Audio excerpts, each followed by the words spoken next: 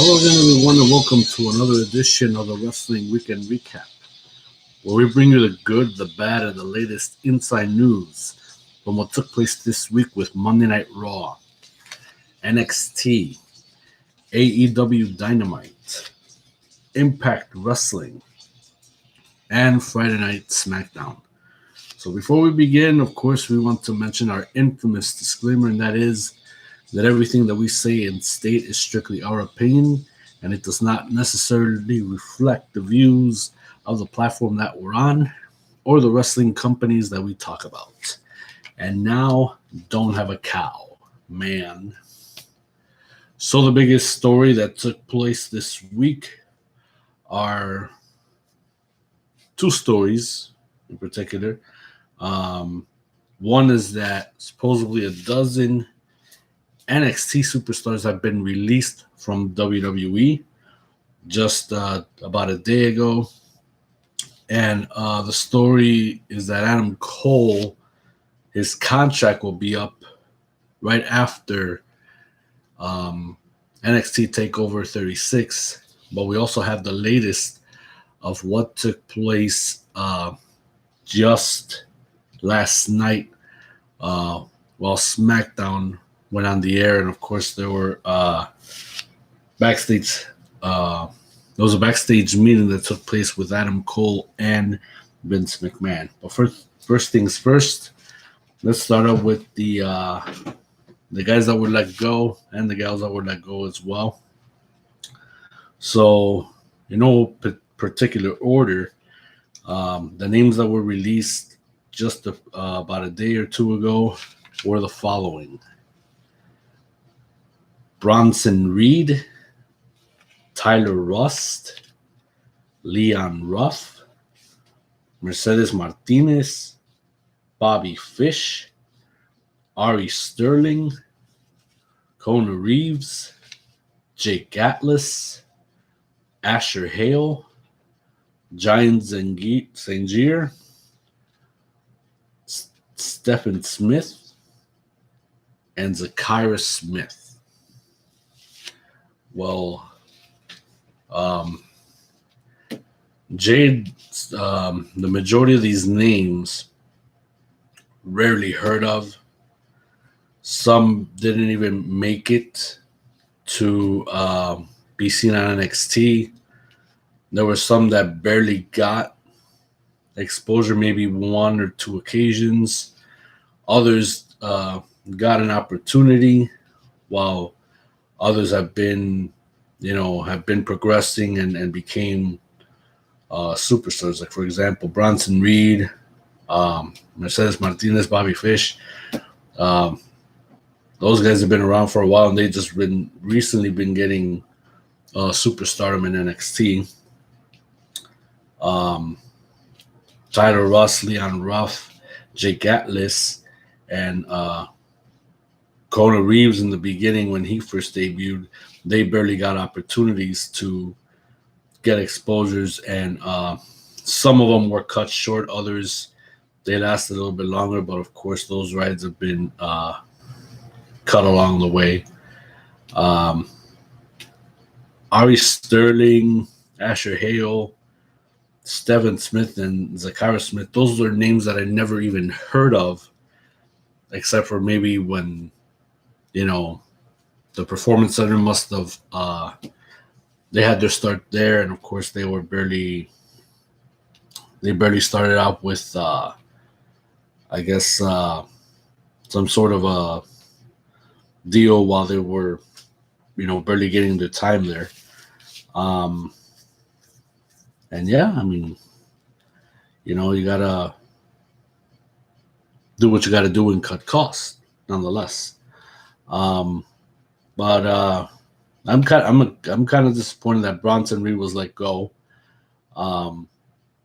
Supposedly he was going to move up to the main roster, and obviously that didn't happen.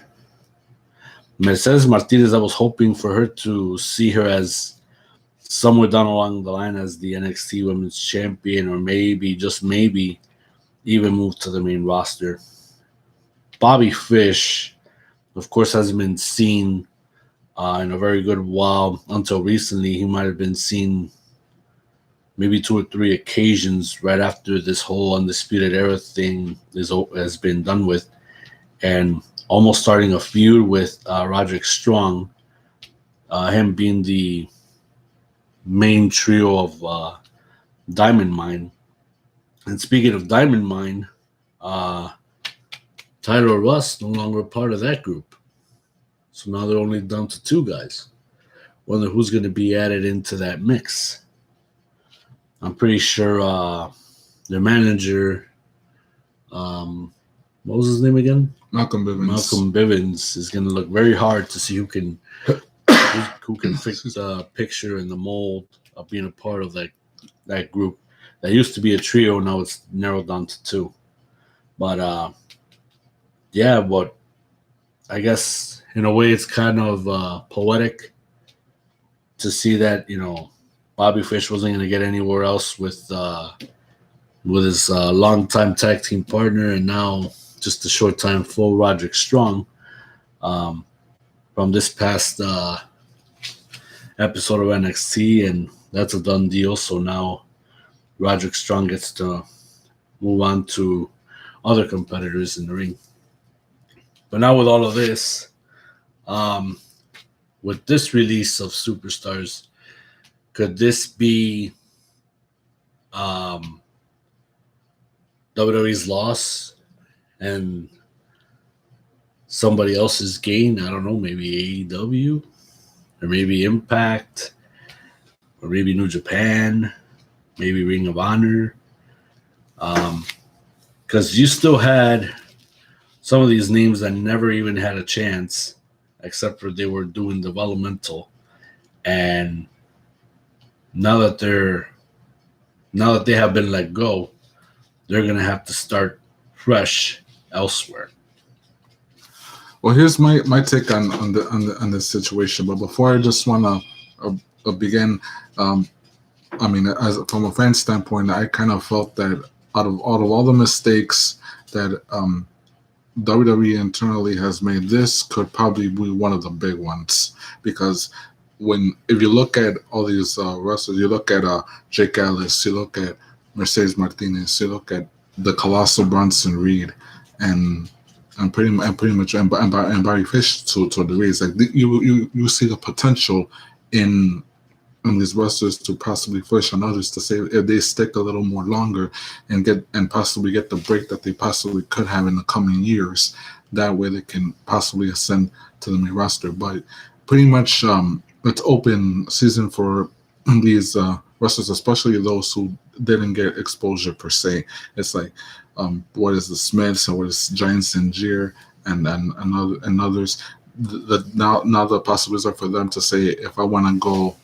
To say, if you want to go to Impact, if you want to go to Ring of Honor, if you want to go to Japan, or to some extent, yeah, even AEW, it's like you're getting the chance for them to get an opportunity somewhere else, because that's the whole point. It's like you're doing something that you love to do. You're making money out of it, and that's what's important, because you don't discount what these wrestlers feel, because they spent years and years training, taking the bumps and going through the ropes just on the crowd. And for somebody to say you're not good enough, and I understand that WWE is in the process to cut costs and save money and whatnot, but we can't discount the potential in these wrestlers to say, okay, if they don't see potential, if they don't see superstar quality in you, then the best if you do is like, yeah, you sign elsewhere, and eventually there are some other people to say, okay, if you can wrestle him, if you can wrestle these guys, if you can wrestle that guy, it's like then little by little you start coming out of this. They say you're start coming out. You come out of your show and you're gonna be something bigger. So yeah, and at one point I'm gonna say, were they right in letting go of some of this talent? The answer would be no. And I say that because for those of you who are part of the WWE University, NXT University, say they did wrong in letting go of Bobby Fish. They did wrong in letting go of Tyler Ross letting go. They did wrong in letting go of Mercedes Martinez, and most definitely they did wrong in letting go of the colossal Bronson Reed. But pretty much, honestly, as a wrestling fan, I want to see them thrive and succeed. Go through the grind. They obviously say, oh yeah, like they don't take it personally. We're just it's just a budget cut. But once you make it, once you send somewhere else, and they say like, oh, it's not exactly what I feel, but at least it's not a total loss. You know, you're doing what you love to do. You're making money. You're performing in front of fans, and pretty much all I have to say is that on one hand, it's bad, but on the other, it's not a total loss. I mean, tomorrow the sun will always come out. That's all I got to say for these wrestlers who are about to make themselves stars, and for all the wrestlers who are about to get their big break. Well, my take on this whole thing is that, yeah, it is a devastating loss because, you know, you just let go of 3 potential superstars that have been busting ass and have been making a name for themselves. I mean, I like Leon Ruff. Leon Ruff was amazing to watch. Jake Atlas as well. They could have given Conor Reeves a little bit more of TV time, and he could have perfected himself along the way. Also, Tyler Russ. Tyler Russ was just barely beginning, and he had potential as well. But for the other guys that never even had a chance, they're just better off to going somewhere else. They could be diamonds in the rough, and chances are they might get their opportunities elsewhere, and there could be bigger plans and things for them along the way once they arrive to wherever they decide to go next. So, is it a big loss? Yes. But is that the end of the ride? No. Depending on what they want to do next, depending on where they want to go next, they do have options.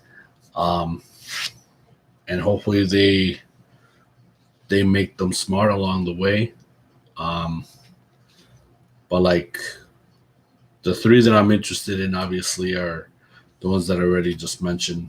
You know, Bronson, Mercedes, and Bobby. Those are potential superstars on the horizon to be something huge in professional wrestling. So good luck to all of them. We wish them the best, and hopefully we get to hear from them soon. So I guess we'll just stay tuned to the reports, to social media, and see if there's anything new along the way.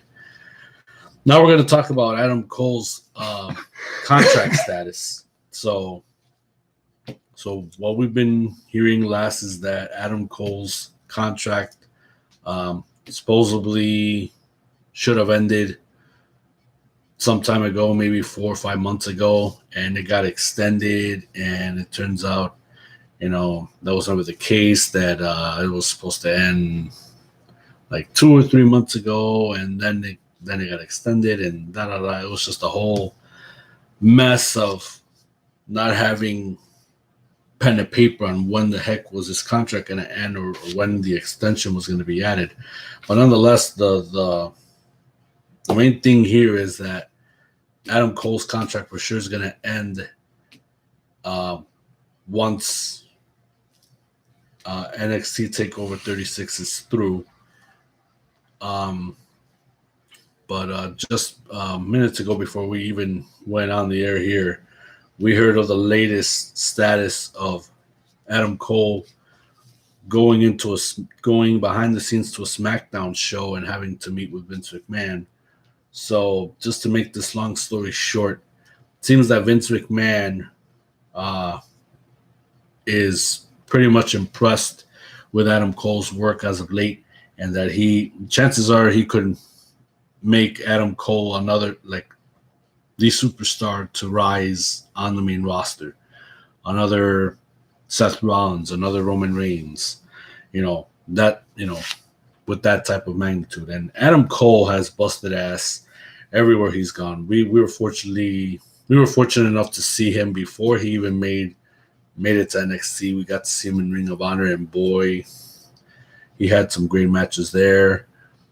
He was part of Bullet Club stateswide, and I don't think we ever got to see him in Japan, doing some matches, but like representing the BC, on in the US, obviously that got him some recognition, and the whole Adam Cole Bebe thing went over, and it came, and he took it with him and brought it to NXT, which is good because that's who Adam Cole really is. And that guy, he still has a lot of taking that gas. He still has a lot of gas in that tank. You know what I mean?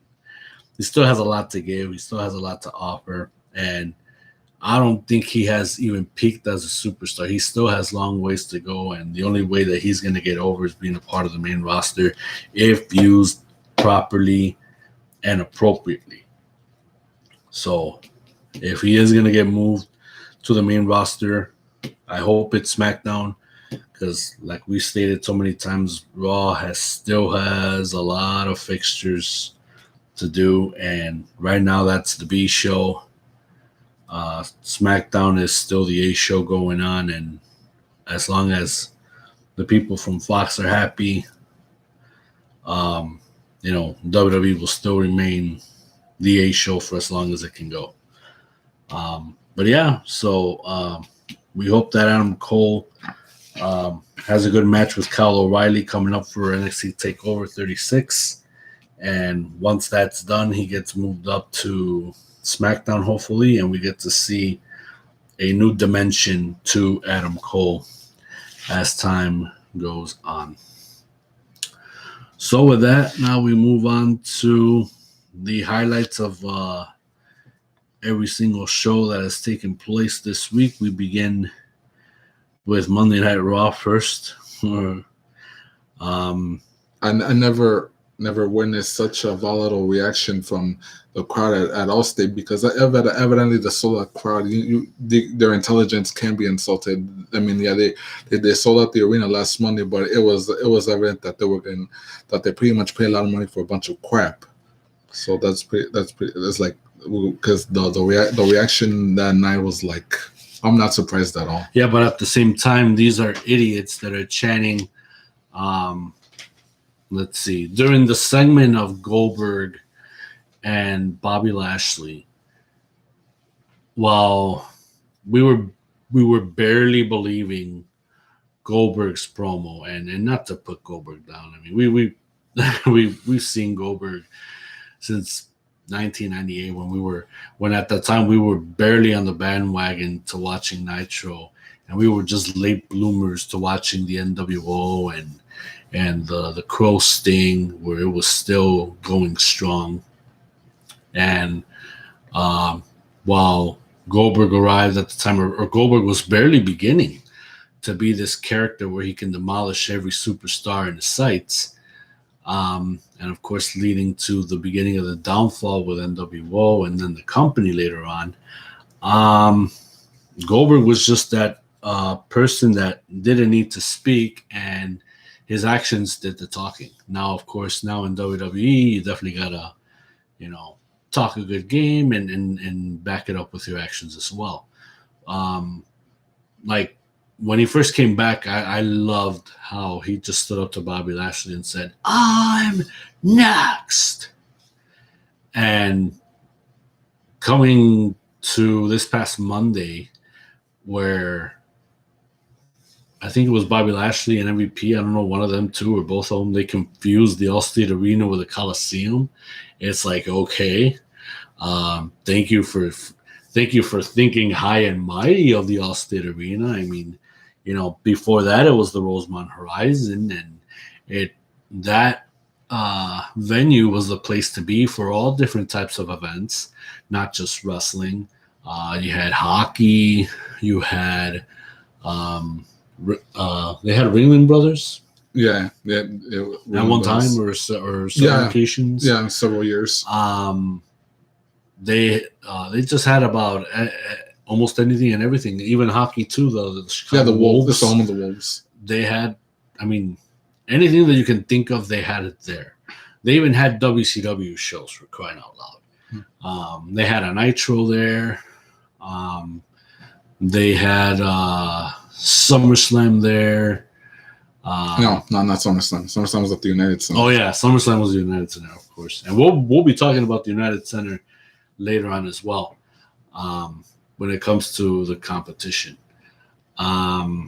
numerous Raws, numerous Smackdowns, numerous pay-per-views, numerous house shows, 3 WrestleManias. 3 WrestleManias, yes, and we were fortunate enough to be at WrestleMania 22. That one was the crowning jewel for us, having to be there in our own hometown. We were fortunate men to go to that WrestleMania, and we will never ever forget it. But yeah, having to compare or having to say that Allstate Arena is a Coliseum, like, wow, guys. I think you guys probably took a big ass snort in the back and deemed it like if it was some big venue, you know. But of course, you know, Goldberg had to bring him down to earth and say, "Oh, this is Chicago," and you know they'll tell you what you think. And they'll tell you what they think. Oh yeah, and they did, chanting, "We want Wyatt." Get the fuck out of here, man. I mean, you guys are a bunch of hypocrites. Where the hell were you when you guys were demolishing Bray Wyatt? And this goes back to the tweet that Ronda Rousey put on about a day later. You freaking fans don't know what the hell you want anymore. And you're just chanting whatever the hell you want to chant just because you think you're cool. You're fucking not. No. Then on top of all that, you had to chant CM Punk. We all know where he's going. So I don't know why you got to bother with that shit. Like, seriously. But, hey. You cheer for what you want to cheer. You say what you want to say, but if you're just there to buy a ticket just to hear yourself be added into the mix, well, then yeah, you're a super idiot. Nonetheless, in a way, I kind of regret that we're not there, but at the same time, I don't want to put down Raw. And for those of you who didn't have the chance, and that we did mention it last week, we did a live reaction to last week's Monday Night Raw when they came into Chicago. It was a very decent episode. I'll give them that. You know, I'm glad that we got a decent episode.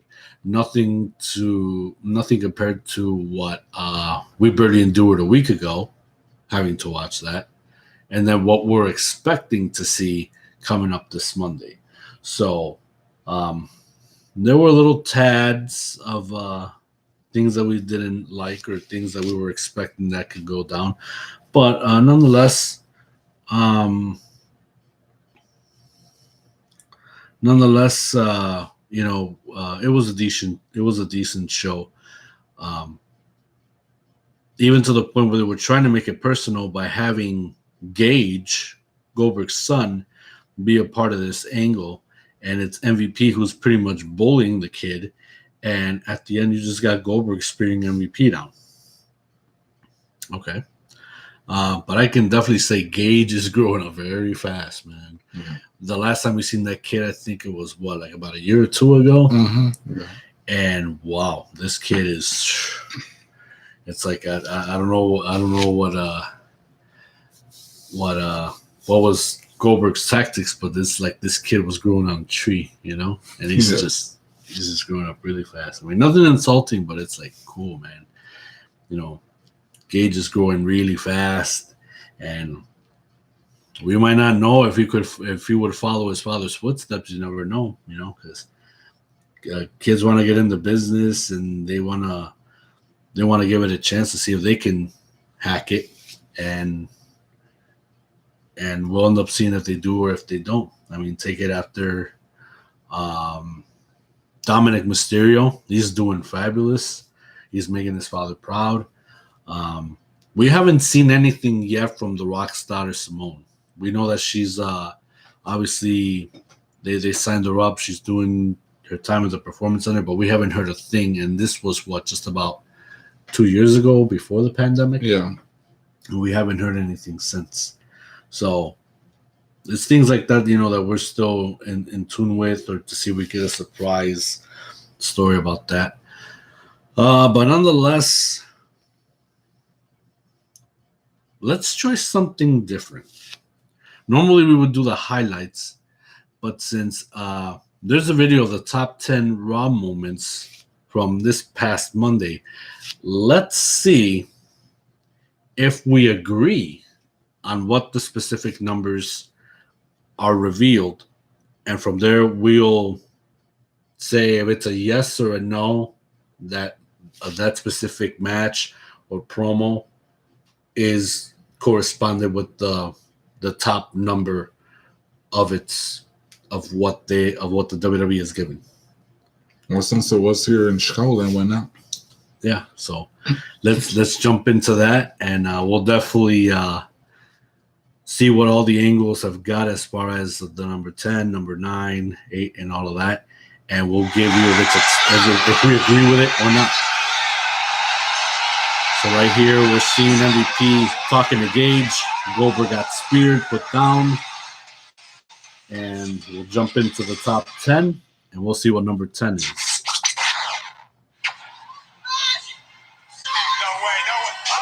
A blissful defeat. Yes or no for number 10? Yes. Well, I mean, as much as I like that part because I don't like Lady Pepto-Bismol there, I'll give it a number 10.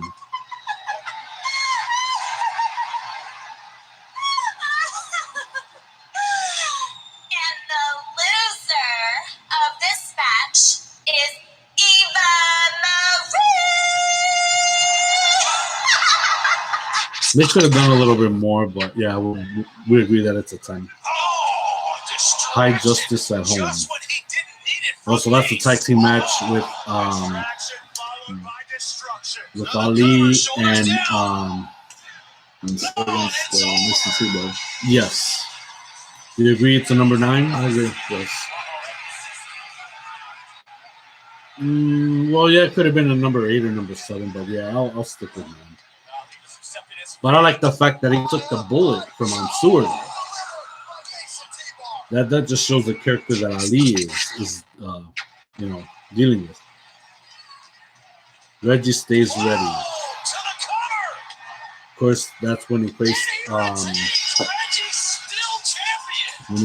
the former 24/7 champion, Akira Tozawa. That one could have been a number 6 or number 7, but I'll stick with 8. Yeah. Damien doubles up.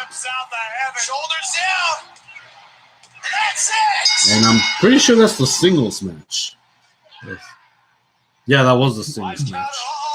Oh, no, they're resuming Damien Priest doing a double, and same thing for John Morrison.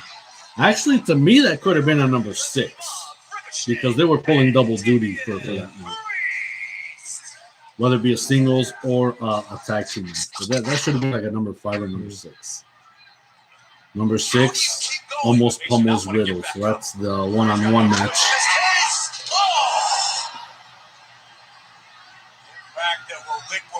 That honestly could have been a number 7 or a number 8. Yeah, I said it could have been number 7. Because the match was quick anyway. Yeah.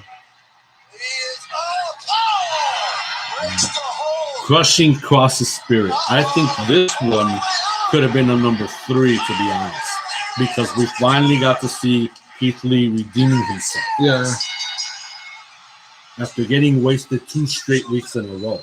And the crowd in Chicago, obviously, were pulling through for Keith Lee.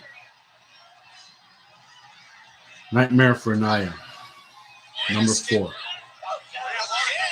You agree to number 4, or you want to place it as a different? I'd say. I agree. Let's take it 4. Yeah, it's a number 4. And then on top of that, Rhea defeated what she's never been in that.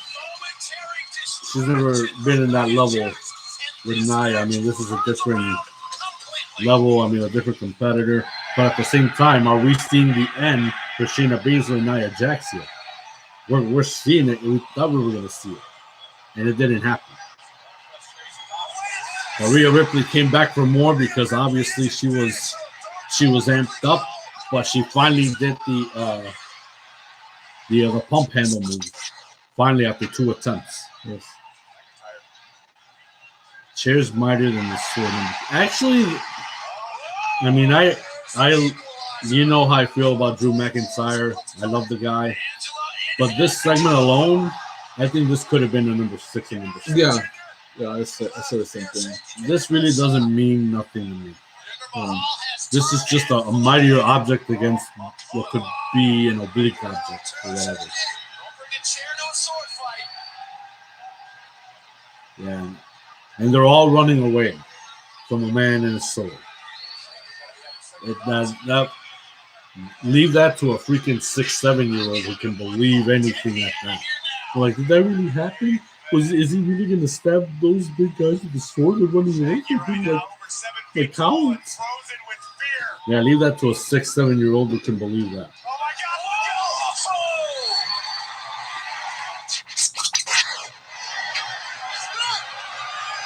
Number 2 most valuable spear. The segment with Gage MVP, Goldberg spear MVP after taunting Gage. I say yeah. Yes. No Heroes barred. The No Holds Barred match with Nikki, ASH, and Charlotte. I give it that. She redeemed herself. Even though I still didn't agree with how it was done the previous week. But I'm glad that she's got the momentum back.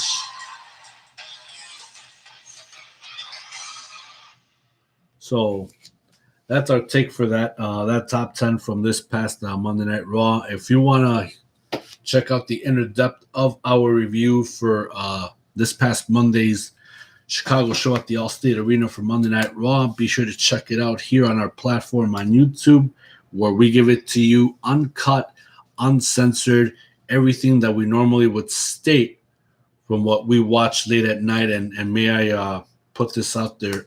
This is not recorded literally when it was going on the air live. No, this was after hours, like 12 o'clock Central Time. This was after Raw went on the air. We already had it DVR'd. We wanted to, watch it calmly and give you our normal reaction, unfiltered.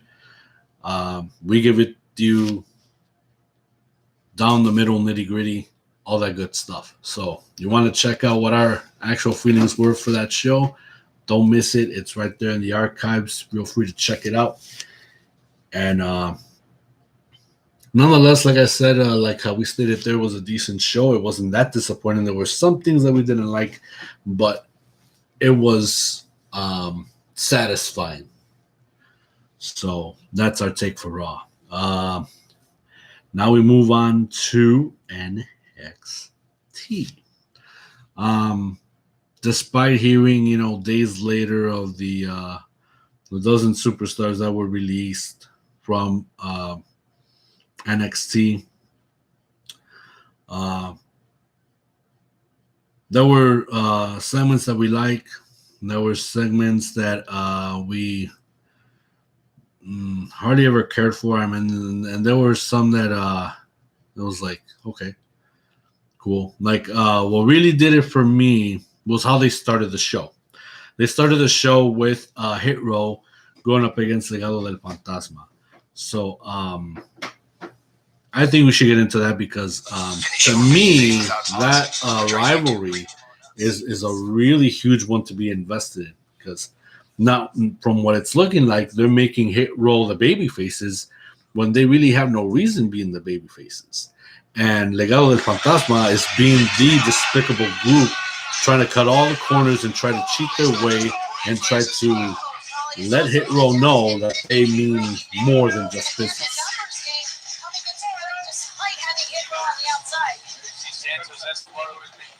Over at the North American champion, Isaiah Scott. Wait, I ask you, when it comes to Wild and Mendoza, have they been distracted from MSK?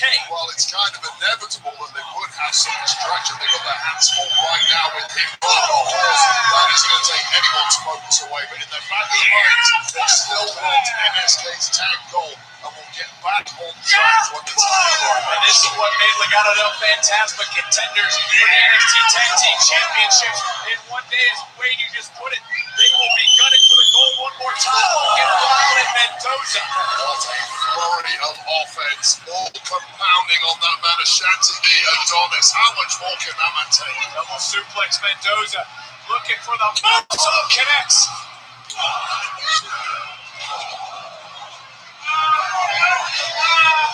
Hit Row.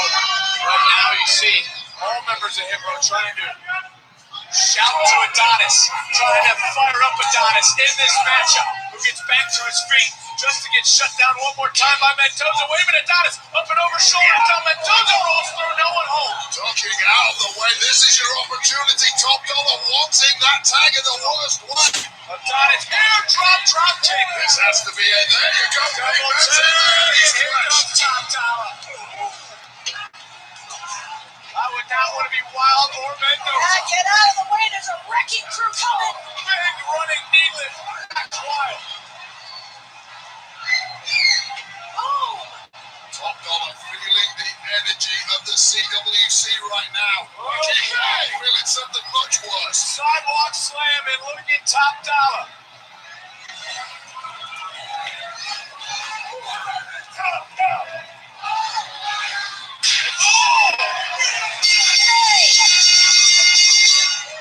Santos Escobar seeing the writing on the wall there. Taking matters into his own hand. A still right out of the field. Stopped. Come on and now. Chaos breaking out of the Campbell Wrestling Center. Down from Cleveland. This was never about winning and losing. This is about dominance. This is about power. Adonis taken out. Top Dollar taken out. And this is a message being sent.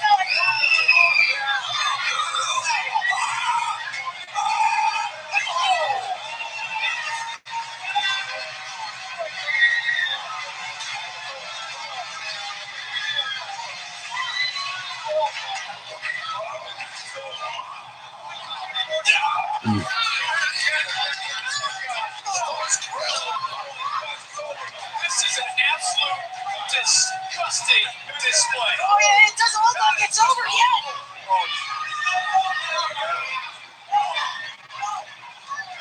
We need some.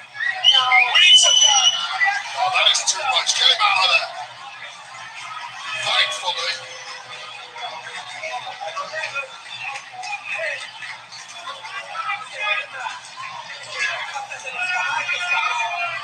Oh. Santos Escobar already talking this shit. Oh,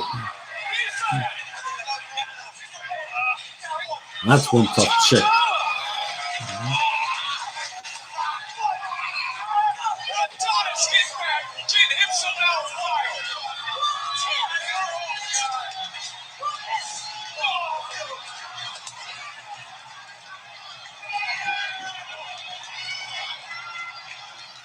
And now, Scott able to send his own message to Santos Escobar.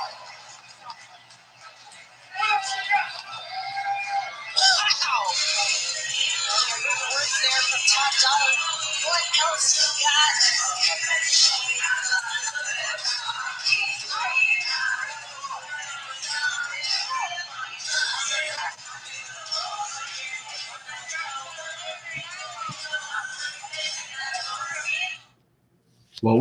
What we saw here is basically two different cultures, two different elements.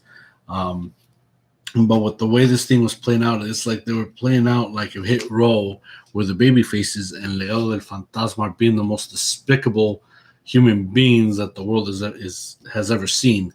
And to top it all off, Santos Escobar having to snatch Swerve's grill and holds it up like how Vince Russo was holding up Ric Flair's $15,000 Rolex, like if it was some sort of a trophy to snatch away to brag. I was like, hey, yeah, I got Swerve's grill. What you gonna do, guys? What you gonna do now, huh? When are you gonna get it? When are you gonna get it? Come and get it. Dare you to get it. You know, that type of thing. So I like the dynamic of where all of that is going. I hope that we get to see a 6-man tag for Takeover 36. That's what I really feel it's going to lean towards too. And we got something huge going with those two groups, Hit Row and Negado del Fantasma for sure. Also, we got to witness Bobby Fish's last match with Roderick Strong. Roderick Strong, of course, finished it off and topped it all off. We got to see a backstage promo where Frankie Monet has promised to rebuild the Robert Stone brand the way that it should be, but it sounds to me like Robert Stone is not going to be no part of that future, that reconstruction or that rebuild action of sorts. Jessica May, I'm pretty sure she's going to stay around.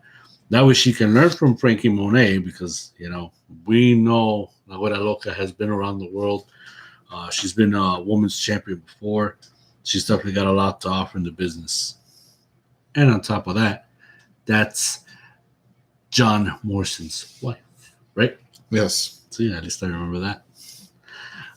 We got to see a tag team match between Cameron Grimes and LA Knight going up against the GYV. And obviously our question was answered if Grimes and LA Knight have each other's backs. The question was no, but what was consolation to Cameron Grimes was that Ted DiBiase was there giving him more advice. So obviously Grimes is only going to hold out when he feels he has to hold out. But yeah, there's going to be a limit to how much he can withstand with all that abuse, with having to be humiliated and embarrassed towards the $1 million champion LA Knight. Also, we got to see somewhat funny, somewhat head scratcher of sorts. We got to see this interaction with Zoe Stark and Io Shirai at a sushi bar. And yeah, Zoe Stark obviously not a fan of that whole squid thing. Having to toss that all night and making some observations that obviously she's like, is it or is it not?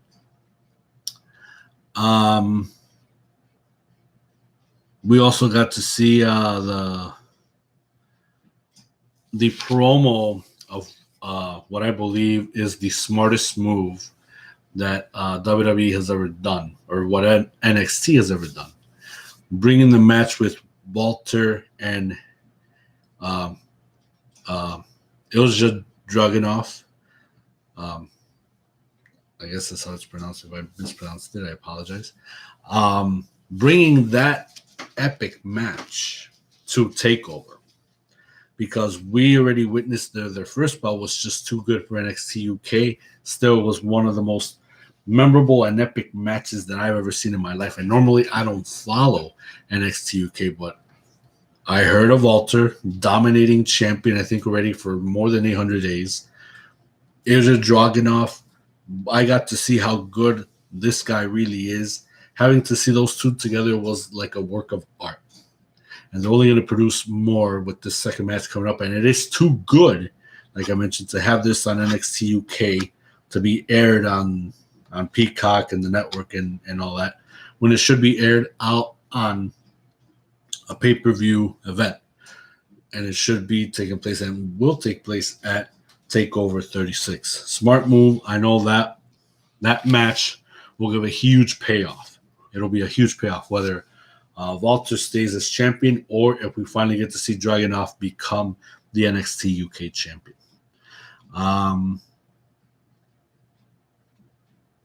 We saw how Samoa Joe got provoked by Karrion Kross once again, and how Joe started beating up on security guards.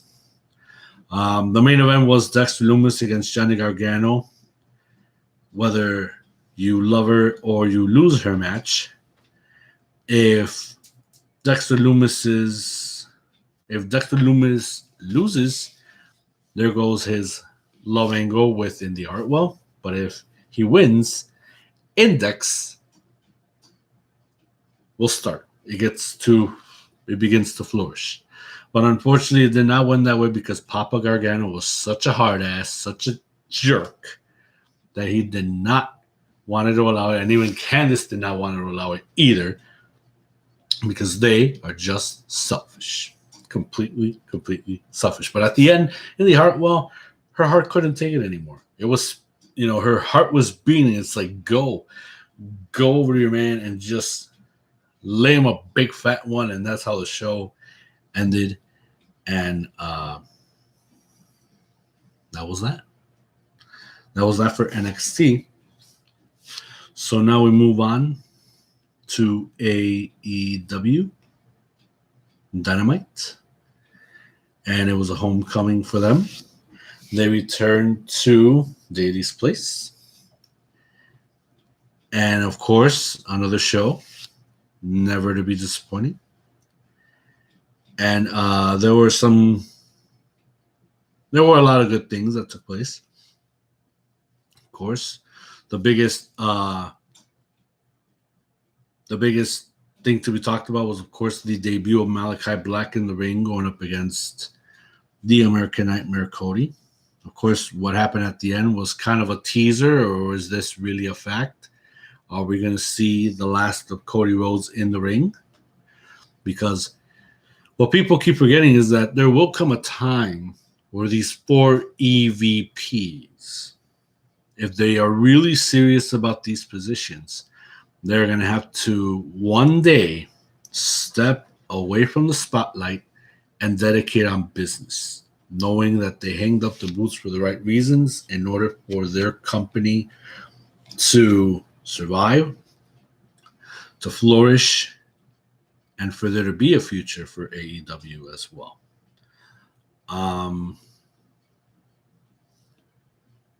So, of course, that was the main event. We also got to see what is the deal with Hangman Page, and as it kept on going further with Kenny Omega and the Elite, as we got to see the Elite beat down on their former Elite member, where they bashed Hangman Page to the dirtiest of the lows, saying that they're all about winners and there's no losers in the bunch, saying that Adam Page, obviously not a part of the Elite, but still he's a loser. And that's where the Hangman lost his cool and started beating up on everybody. Dark Order came out, but Page begged the Dark Order earlier in the show that this is a fight that he has to fend for himself. He doesn't need the assistance of Dark Order. He appreciates it, but this is his fight and his alone. Nonetheless, Hangman put up a fight until he was down, and that was pretty much it. We already know that even though Hangman Page is not going to be the contender to Kenny Omega for the AEW title, leading to All Out, Christian Cage, we're hearing that maybe he could be the possible contender. I mean, that has been the spoiler of sorts ever since the day that Christian Cage debuted in AEW. So could that be the fact? Or will it be a fact that it will take place? How the show started was the Labor of Jericho, number 3. And we got to see the return of Juventud Guerrera into the ring. Now, I got to be honest, and Jade already knows this because we talked about it ever since we saw the show. To me, it was all a nostalgia act from 1998. When the two guys were good, when they were in the best of their shape. To Juvi's credit, he can still go. That to give us that nostalgia factor because he can still fly around in and out of the ring. So, mi respetos para Juventud Guerrera. Jericho is still hanging on. Still puts on one hell of a show. So, you really can't undermine everything that these two have given us to put on one hell of an act to open up Impact Dynamite Homecoming. So, hats off to both of them. Chris Jericho, of course, won the match. But now he has to contend with Warlord. Yes, I said Warlord, even though it's Warlord.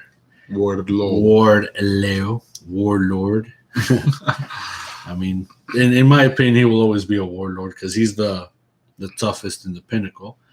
And that's going to be Jericho's fourth labor of Jericho for next week. MJF said what was going to be his role? He was going to be at a Warlord's corner. See, and that's the pissant deal.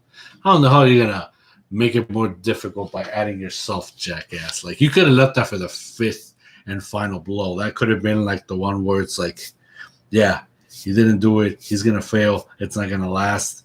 This will be it for him. But you want to do it at the fourth one? It's like, I don't know. But I'm pretty sure they're going to make something huge out of that segment and angle altogether. I don't know what was the deal with the Elite doing the backstage promo with the basketball, although I love how Carl Anderson was spinning the ball like if he was a Harlem Globetrotter. They could have added a whistle. I'm pretty sure if anybody out there in YouTube land watches this, if you are a really good video editor, just add the that whistle tune of the theme of the Harlem Globetrotters right next to Carl Anderson spinning the ball. That would be something cheesy, but at the same time, it's like, damn, finally they're seeing my vision of how I saw Carl Anderson spinning the ball. But all it needed was just that theme of the Harlem Globetrotters of that whistle tune.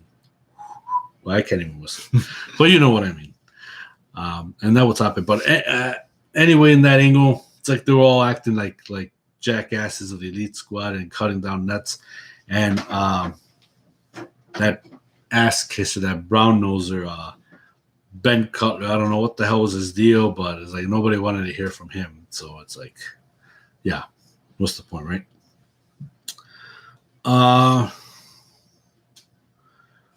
We moved on to the 6-man tag.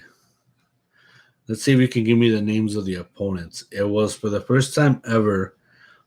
John Moxley and Eddie Kingston, they teamed up with Darby Allin with the Icon Sting in their corner. Who did they? Oh, they faced the barely released NXT team of Everlast. Everrise. And they're not Everrise, and they're not. Yeah, they're not known as that 2.0. was the NXT name. Now they're known as 2.0. Everrise 2.0. They're just known as 2.0. And their third guy was Daniel Garcia. Daniel Garcia. So I'm pretty sure those three were seen in WWE previously. We know that Everrise was just recently. But I really don't recall Daniel Garcia, but I'm pretty sure he was in WWE. Or maybe he wasn't, or I don't know. But nonetheless, they were the ones getting wasted by Moxley, by Eddie Kingston, and by Darby Allin. And what I thought was a really cool moment was Eddie Kingston, John Moxley, and Darby Allin. They were all in the ring at the same time at the end of the match with the Icon Sting, because you don't see that every day. And we know the deal of Sting being in this business. Obviously, you know, he still has that presence to him where, you know, just seeing him is enough for us. I mean, he doesn't have to get in the ring for AEW every single night, maybe once here and there. I mean, he already did 2 matches already. Yeah. I'm pretty sure he still has something to go, but unless if there's an opportunity where something is good for him and that he can definitely seize something huge along the way, not just to benefit him, but for whoever works with him and for AEW as a whole, then that's when we get to see him do his thing in the ring again. And yeah, like I said, that was a cool moment to witness those 3 guys with Sting in the ring, and the crowd just loving it off their ass big time. We also got to see Andrade El Idolo just being so goddamn persistent with Chavo Guerrero and whoever the third person is, a lawyer or whatever the heck. They literally want the Lucha Brothers to be on their side to work for Andrade, because Andrade feels that they are not worthy of working with Pac. And what Andrade doesn't understand is they're not working for Pac. This is a trio. This is a trio's. This is a trio tag. You know, they're the best. Triángulo de la Muerte is the best. Death Triangle is the best that I've seen in a long time coming. Whoever had the idea to put Pac and the Lucha Brothers together, kudos, man, because ever since, even though in reality I despise Pac because of his character and how bastardly and sick and twisted he is, but having to tag up with the Lucha Brothers is the ultimate compliment. It's the best thing I've ever seen. I don't want to see these three split up, to be honest, but to have Andrade El Idolo as the wedge that could possibly split this trio up, I think this would definitely be a devastator of sorts. But maybe see them to join up with Andrade. I mean, that would be the ultimate killer because, you know, you got Latinos United here and they could do a lot of good shit together. But Pac and the Lucha Brothers are the best thing. You don't want to split that up now. Maybe if you have Andrade and Chavo find more ways to drive a wedge, something deeper, something that would make a whole lot of sense, then maybe, yeah, there could be some dissension within, you know, the Death Triangle or the Lucha Brothers away from Pac. But, you know, because of the pandemic, we didn't see the Death Triangle flourish as they should have. You know, I felt that moment was robbed from them because of this whole ordeal. And I'm pretty sure that right now, they could have been way over the top, literally, as a trio team. But now having Andrade into the mix and with Chavo by his side, this will only get a lot more uglier if the writers play their cards right and they come up with something drastic, something more heavy that could definitely split this group apart.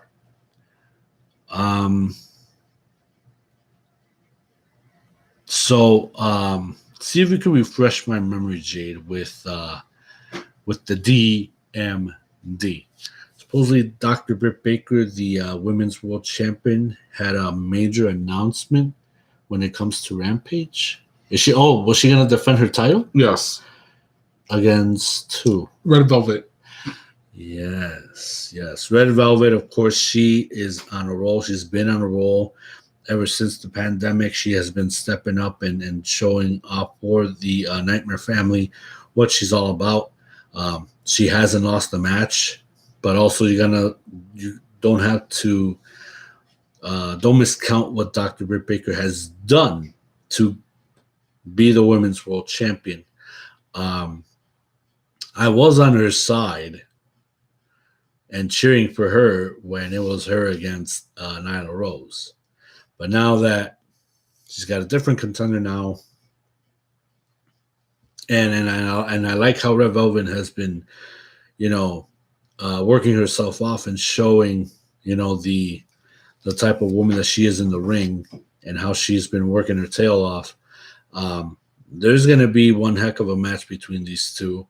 But I got the feeling, of course, Dr. Britt Baker, DMD, in order for her to solidify her legacy as the best women's world champion of all time in AEW, you know, she's going to put on one heck of a performance, even better than the last. So I expect for that to happen once this first episode of Rampage comes. This coming Friday already. Wow. I still got to program it in my DVR, damn it. Speaking of women, we also got to see this contendership match between legit Layla Hirsch and her opponent. Bunny. The bunny, yeah. The rabid bunny. The bunny who always feels that she has to chomp at the bit, never got her shot, never got her tetanus shot, rabies shot, whatever, but still needs to, you know, like, really got to let you have it anywhere any way, shape, and form. Whatever, right? They had a really good match together. Of course, Layla Hirsch, she ended up winning the match, and my God, Layla Hirsch, she's legit. She's as tough as they come. We got to see her matches on Dark Elevation, and just recently we got to see her from 2 years ago in WXW with the Femme Fatale tournament, and it was one of the best things I've ever seen. If only we would have been knowing or hearing about WXW and that she was there. I mean, she was almost that close to being to almost defeating the champion at that time. Do you recall what was the name of the champion at the time? No, she was French. That's all I remember. She was French. That she was French, but still, nonetheless, Layla Hirsch. I mean, she was stepping it up. She's showing how good she is, and that's why she's in AEW. To show that she could be a champion someday, and hopefully that happens sooner than later. Because we got to see her in 2019 doing her thing in that tournament, and now it's 2 years later. I think she's already. She just needs a little bit more in order to be a part of that championship status, and for her to be a women's world champion. But this is a contendership for the NWA Women's World Champion, and who is the current NWA Women's World Champion? None other than the sexy ass Camille. And the last time we seen her was obviously on NW Power when it was still being released on YouTube. Now it's on Fight TV. Turn off. But yeah, something told me that Camille, she would still be holding that gold and representing the women's division there well. I believe Nick Aldis is still their champion also. I think so. I guess some things don't have not changed so drastically. But this is going to be a real treat. I mean, we got to see the picture, right? Camille, really tall as hell. Layla Hirsch, she's only 4 feet something. But despite that, I didn't saw no type of intimidation from Layla Hirsch towards Camille and vice versa. So wherever this is going to take place, do you know where this match is going to take place? Not really. In NWA or will it happen in AEW? Well, we got to find out real soon because I think that match is going to be golden.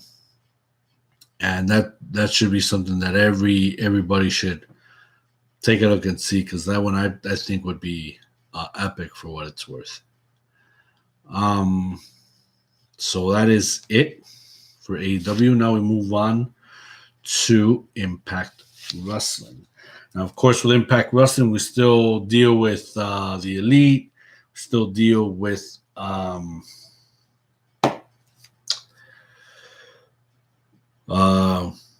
Kenny Omega and his obnoxious shenanigans and his mouthpiece, the biggest guy that can't even shut up the jack of all jackasses, Don Callis. Sami Callihan's still around. He's still not finished with him. Just a lot of things going on up in the air. And it looks to me like Sami Callihan, he's going to have his own streaming podcast because we got something called Callahan Uncensored. This was just brought up 2 days ago on the Impact channel on YouTube. Let's take a listen in to see what the heck is this all about. So it says, featuring exclusive interviews and matches, Impact Wrestling's resident sociopath Sami Callihan takes a black baseball bat to the senses in his very own show. Whether he truly can't control himself or just doesn't want to, the draw is unleashed like never before on Callahan Uncensored. Episode 1 is available now on YouTube exclusively for Impact Ultimate Insiders. So I guess this is part of Impact's package, I guess, that they've unleashed not that long ago. Yeah, part of Impact Wrestling Insider with the Ultimate YouTube membership. Wow. Okay. Well, still, I want to hear what it's got to offer for the first episode, which is kind of like a sneak peek, just to give an inside scoop of what his show's all about.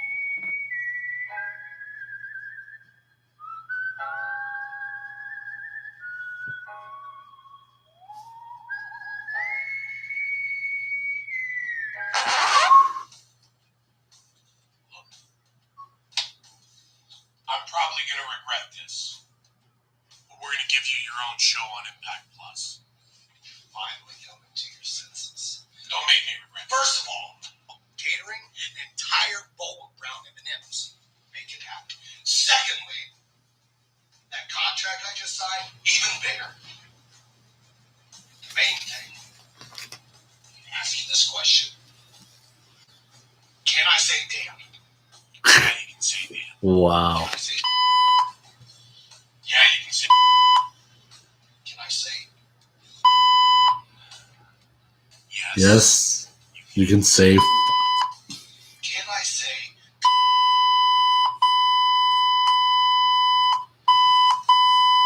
no? God, no! There's no place in the world you can say that.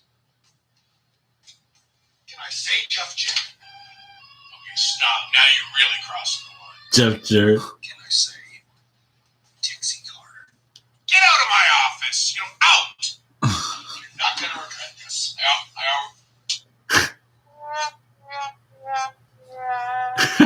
say Sammy Callahan. You're a rotten mother. Impact Wrestling, you gonna give Sammy Callahan his own TV show? Someone give Callahan a show. Sammy Callahan absolutely sucks. Can you believe this motherfucker has his own show? Honestly, I am taken back at the fact that Impact would give Sammy that piece of his own show. You better recognize it every time I see Cap Sammy Callahan. I want to punch him in his ugly ass face. Sammy, rat's ass, son of a.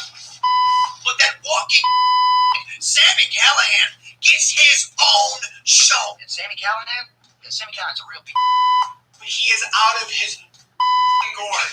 They gave him his own show. And he needs a swing man to teach him how to wizard if he's going to have his own shizzo, Daddy. You're watching Callahan Uncensored. Watching Callahan Uncensored. Callahan Uncensored. Callahan Uncensored. Callahan Uncensored. Callahan Uncensored. Callahan Uncensored. You're watching Callahan Uncensored. It's uncensored. Uncensored with Sammy Callahan. You're a piece of I want to cut you. That's what you're going to see, so get ready for that. I hope you're happy, Impact. You're watching Callahan Uncensored. So Callahan Uncensored. This coming to Impact Wrestling Insiders. I have nothing to do with that, because if I did, we certainly wouldn't be showing Sammy Callahan in an uncensored fashion. But please enjoy. And it looks like it's coming to Impact Plus. We got to check that out. I just barely resubscribed myself to that. Seems to me like this is going to be something really good. If we already see guys like Stone Cold already having their own podcast and others that have been successful in that realm, I believe Sammy Callahan's is going to be another one who's going to be successful as well. If him playing this character on TV and Impact Wrestling is one thing, having a podcast show will definitely be another. And I'm pretty sure he's going to talk about topics that have never been talking about, whether it's Impact related, people that were formerly on Impact, anything that has to do with the wrestling world, all those forbidden doors, things like that. I mean, the subjects could be endless possibilities. So I'm glad that we got to see that trailer for it, and I wish we wish Sammy Callahan the best of luck with it. Not that he needs it from us, but still, it would be awesome to see him be successful in that realm of podcast. So we got to witness the opening match with the Good Brothers and no, wait a minute. That was days ago. That was barely last week. So I don't know what's up with these guys. What we did got to see. Actually, it was a singles match. Yes, it was a singles match. Carl Anderson and Chris Bay, to see if Chris Bay had what it takes to represent the Bullet Club well, with his leader by his side, the Switchblade, Jay White. So it was a very interesting match of sorts. Obviously, there was going to be distraction from the big lug, Luke Gallows. Of course, the never open weight champion, the Switchblade, was going to be distracting as well. But at the very end, Chris Bay is officially welcomed into Bullet Club. Now he's going to be representing while he's in the Impact roster. Are we going to see him go to Japan and do his thing? Only God knows. We'll stay in tune with that. They play my show next Saturday. For the what was that event again called? Resurgence.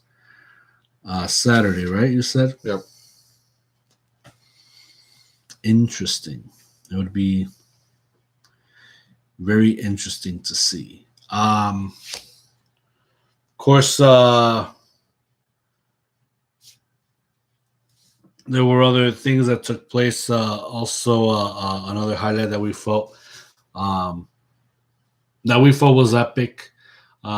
We recall having to witness the crowning of the homecoming king and queen after what took place this past Saturday at Impact's homecoming pay-per-view that got aired on Impact Plus. We got to see the debut of the Drama King. He used to be known as Aiden English, but his new name is Matthew Raywald. And he still has that gift of gab, being on the mic, having to hold diction and having to sing like this. Somewhat. Still hailing from Chicago, Illinois, my man. And his queen, the current Knockouts champion, the virtuosa Diana Purrazzo. Of course, they took center stage in the ring to be crowned as king and queen. And then all of a sudden, hardcore country herself, Mickie James, interrupted the virtuosa once again. And of course, obviously, Diana was not pleased again. She was pissed at her again. But Mickie was there all in good spirits, and being the businesswoman that she was, obviously she came to remind the Knockouts champion that Mickie James inviting Diana Purrazzo to the NWA women's event, which would be Empower, was obviously a verbal agreement, a handshake of sorts, but now they want to seal it with an actual document, a contract of sorts, where the virtuosa had no issue signing her name to pen and paper. And before she even did that, she wanted to know who was her opponent. Well, ladies and gentlemen, it's none other than a familiar face that we have seen in WWE, who is connected precisely to one John Morrison, one Joey Mercury, and it was none other than Melina. Melina Perez made her appearance for the first time ever in Impact Wrestling. So she would be Diana Purrazzo's opponent, and she will defend the Knockouts title at the NWA pay-per-view Empower, which will take place when, Jay? At I don't know the exact same day, but it was at the end of the month, somewhere at the end of this month. At the end of August. So it should be interesting of sorts that these two women are going to get it on for that title. We wonder who else would be participating in that event, but Mickie James wanted to make sure that match would be a historic one for the ages for this all-women's pay-per-view, not in WWE, but for professional wrestling itself around the world. Congratulations for making that happen. So now we move on to Friday Night SmackDown. Friday Night SmackDown last night was, 2 nights ago, this past Friday, was definitely one to be happy with. More pleasing, from other than, what we witnessed on Raw, but this SmackDown episode was, a really good one. And, of course, the previous week we got to witness I guess you want to say the shocker. It really wasn't a shock to us because, of course, we were expecting that to happen. Sasha Banks made her return to Friday Night SmackDown last week to aid the SmackDown Women's Champion, Bianca Belair, as she was getting beaten down by Zelina Vega and Carmella. And it turned out into a tag match as the main event last week. And at the very end, when it was all said and done, Bianca Belair and Sasha Banks ended up winning the match. But at the very end of all of that, literally a backstabber to the back of the SmackDown Women's Champion, having to be put in the bank statement more than once. And that's how the show went off the air. So to start off the show, we got to see Sasha Banks come in and wonder why she did it. We don't know why she did it. And on top of that, they put on the best damn WrestleMania main event for night one, right? Yeah. They had their match during night one. One of the best shows that they have ever put in women's wrestling ever to recent date.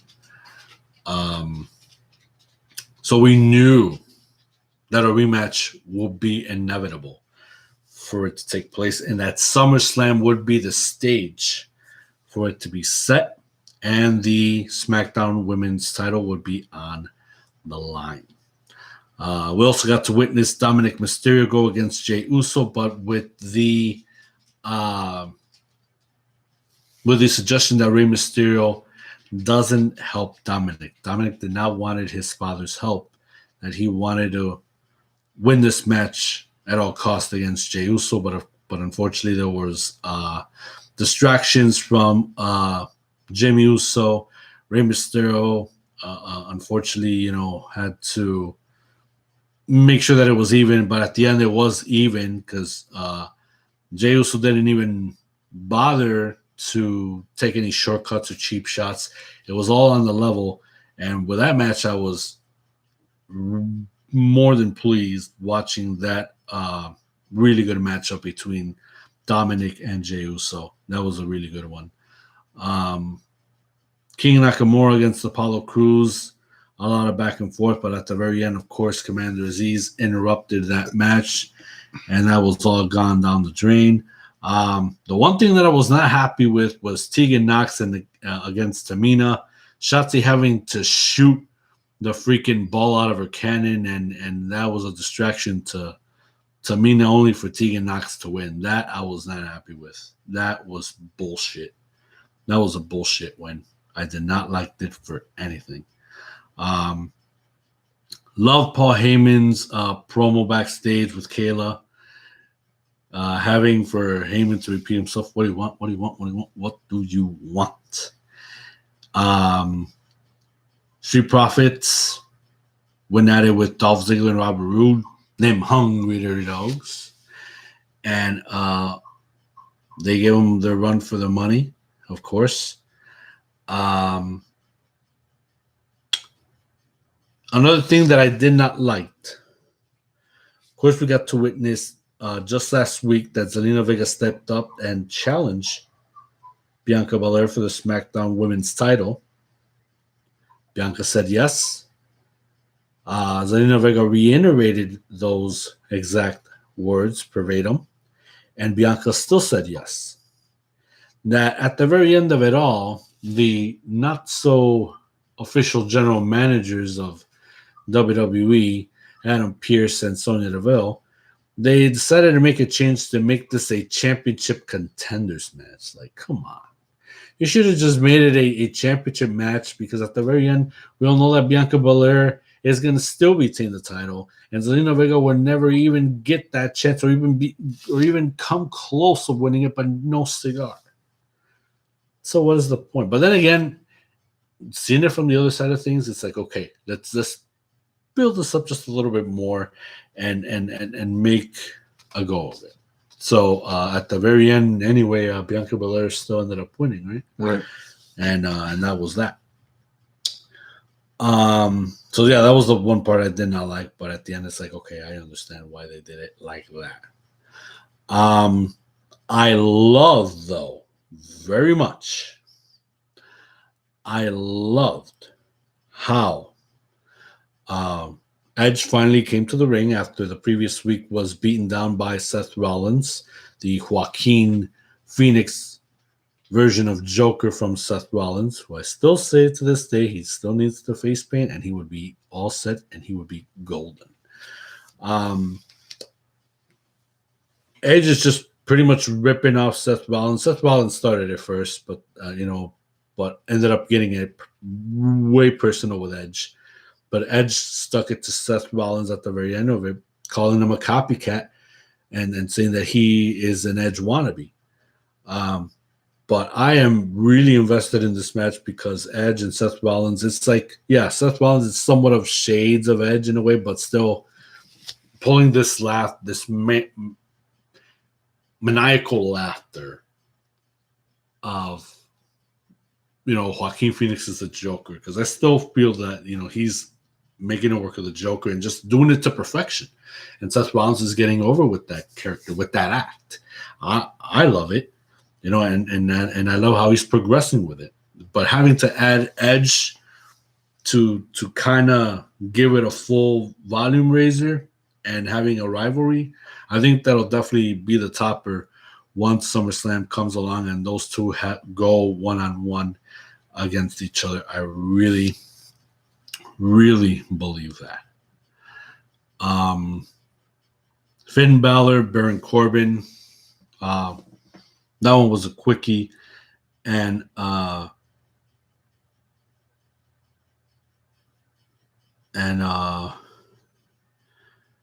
I really don't. Yeah, Finn Balor won the match. Yeah, I did, but it was the very end that I barely recall because I was already getting tired, and we're actually going to jump to that because it really felt like something epic was going to go down, even though we know that John Cena wasn't there because that was already the premiere of the Suicide Squad. If you guys haven't had a chance to see it, go check it out. I haven't seen it for myself, but I really believe that is one of the best movies to see this year. Let's jump on the scene from last Friday night. And Finn, I can understand why you're upset. I can even understand why you're out here running your mouth about John Cena. Of course, with all of this, let's paint the picture. What happened last week, it was supposed to be a contract signing with the head of the table, Tribal Chief Roman Reigns, Universal Champion, and Finn Balor. Since Roman Reigns turned down the challenge from John Cena earlier in the night, Finn Balor came out at the end 2 weeks ago and say, well, if you're not interested in his challenge, maybe you'll be interested in mine. Roman Reigns accepted. And then the following week, which was just last week, there was supposed to be a contract signing, but it never took place because Baron Corbin came in, ruined it for Finn Balor, and those two were fighting on the outside. But then all of a sudden, John Cena comes in, and Baron Corbin was going to attack them, but Cena got him, and with a blue Sharpie, he signed the line that was meant for Finn Balor to sign. And now it's official, to pen and paper, John Cena and Roman Reigns for the Universal title at SummerSlam. And now we're going to continue with this audio bit of Roman Reigns and Finn Balor in the ring and seeing what concludes to be the beatdown on the Prince.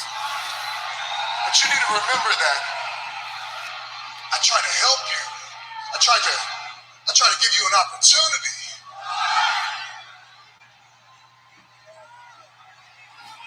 So when you come out here in my ring on my show, keep the head of the table's name out your mouth.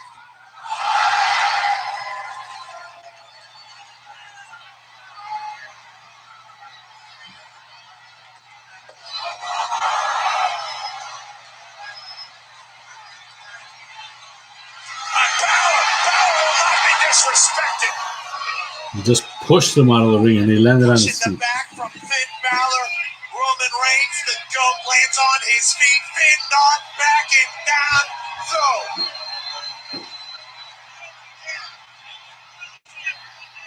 Balor Club has his eyes on the head of the table.